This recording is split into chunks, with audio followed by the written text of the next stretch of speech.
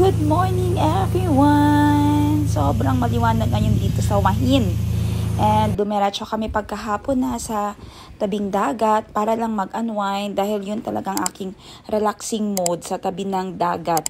Ayan, kami lang talaga ang tao dito sa beach na ito. And minsan naman may dumadayo pero sobrang kaunti lang, sobrang peaceful dito at nakakatakbo talaga ng solo lang si Kalisi. Nakakaligo sa beach. Yan yung addiction namin pag nandito kami sa Wahin, and entrance free. We are heading to the mangrove trail. So they really put a trail here for us just to walk around the mangrove. I think this is the project of the princess? Yeah daw, yeah. Ang maganda dito sa Thailand, yung mga tourist spots nila or yung mga kahit na eto walang entrance sa pagpunta dito ha. Ang maganda sa kanila ay aside sa libre, malinis. Hindi yung mga tao ba, hindi basta-basta tumatapon. And yung ginagawa nila na mga trail, ganyan, hindi yung pipitsugin na mga trail. Yung pinagagastusan talaga nila. You can just walk around, walking exercise while muni-muni and sightseeing sa mga mangroves. And pets are welcome here too. Kalisi, why do you walk like that, Liz? The Rhizophora mucronata Hill. Diba? Kita nyo naman, mangrovan lang ito. Pero yung tawag dyan, yung pag-establish nila ng place na convenient, family-friendly, kids-friendly, senior-friendly. May mga nakalagay na name.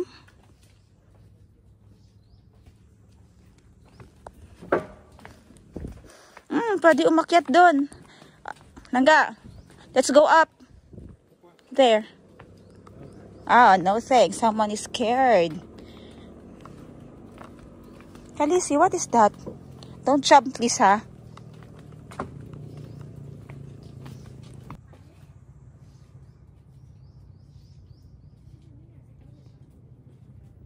May mga crabs.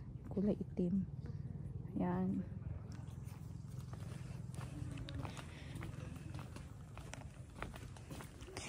It's 5 PM na dito. Pero ang araw, pang ano pa lang sa atin, pang 3:00. Init.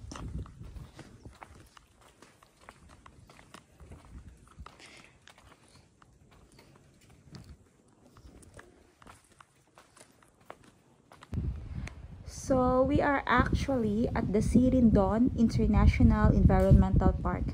That is Princess Sirindon, daughter of the late King Bumibon Adulyadej. So this is your project, the mangrove ecosystem. I thought it was an ordinary mangrove trail, but the mangrove trail was named after her.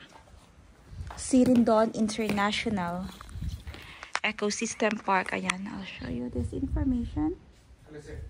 Her Royal Highness Princess Maha Chakri Sirindon Mangrove Forest Nature Trail. Haba naman ang pangalan.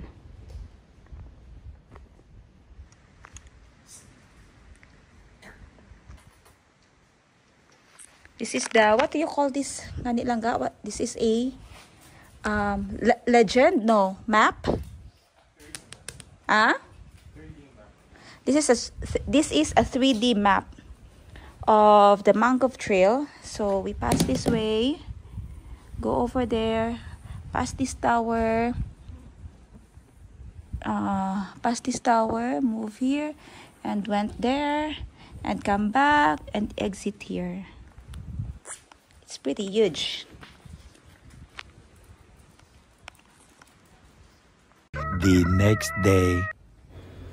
Good morning again. Ayan, paglabas ko ng bahay, may nakita akong, eto, napaka-cute na praying mantis. Na-amaze lang ako kasi first time ko makakita ng ganitong klaseng praying mantis. Yung parang dahon lang siya at saka stick. Ay, nakaka-appreciate. Ako kasi yung tao na madaling nakaka-appreciate, tapos nagtitake ng video. Minsan naman pag tao yung na-appreciate ko, sinasabihan ko din agad, ganyan. So nakakatuwa lang na sa edad kong ito, nakakita pa ako ng ganitong ka-cute na praying mantis. Okay, sige, wag kayong ano dyan ha. Pero nakaka-amaze na talaga kasi nakikita kong praying mantis, kulay green lang eh. Ayan, kaya tinitake ko yung moment na i-video siya na parang nagpre-pray.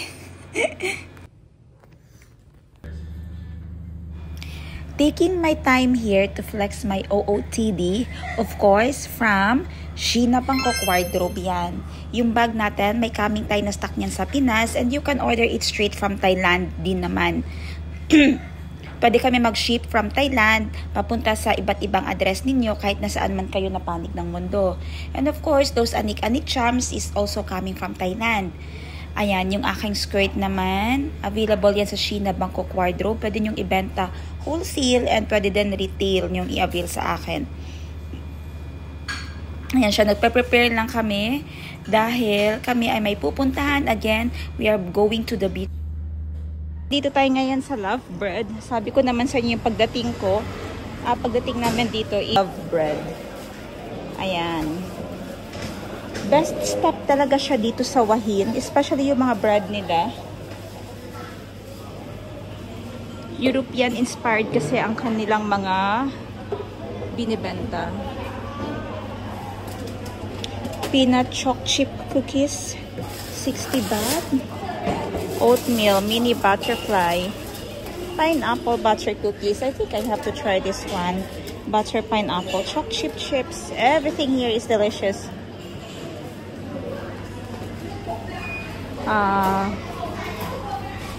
The baguette they have here.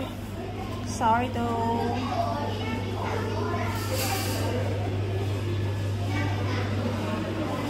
And maganda lang kanilang interior. Look at that. On this side, tables for people to dine in. They're also serving salad and Thai menus.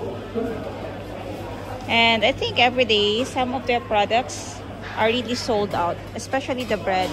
Madami kasing tourists dito sa Wahin. All bean are freshly roasted within 6 weeks. What is this? Pineapple pie. I have to take this to Jet when I get back. Pasalubong ko kay Jet. Anita like ka? Okay ka.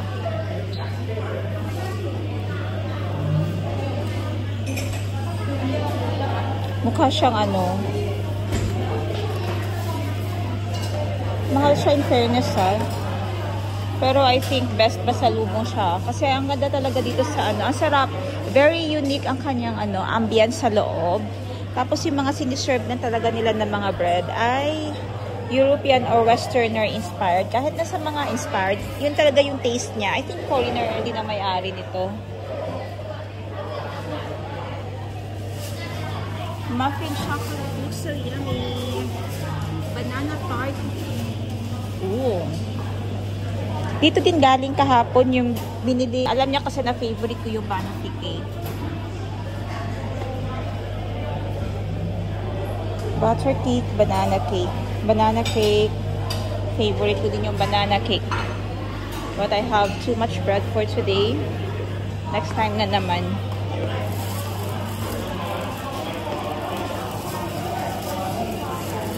Passion fruit peach. Okay. Nag-grab din namin ang gusto namin. We'll be back here later dahil ito talaga yung stop. Pagpupunta ng beach, tambay sa beach. Dito na ako nag-ano. 190. Yeah, but huge.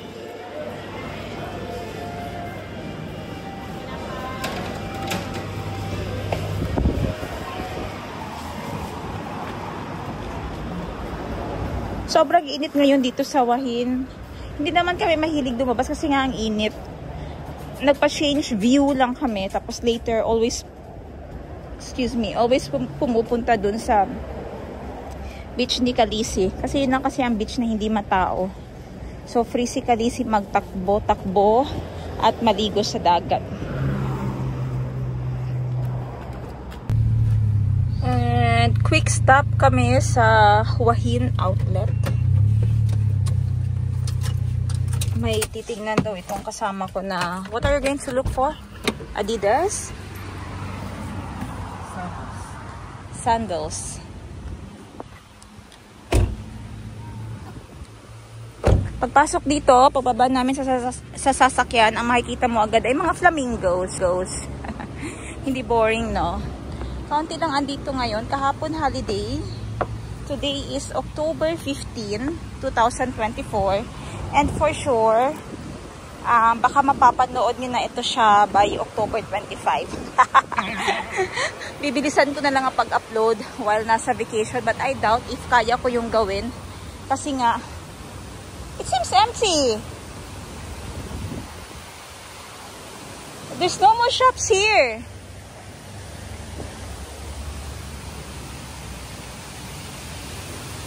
Ang ganda sana ng ambience, pero ang daming nagsirado na brands. Ang daming tao dito dati eh. Doon may ang dami na nagsirado na mga areas. Doon sa kabila may ginawa silang man-made falls. Kita mo naman ang maintenance lang yan.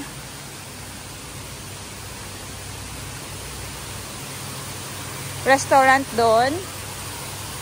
And then dito, may mini fountain. Ayan. Pwede bang dumaan dito? I think. Okay. Kasi parang ini-close for purpose. Ayan o. Oh my God, nag-uyog-uyog.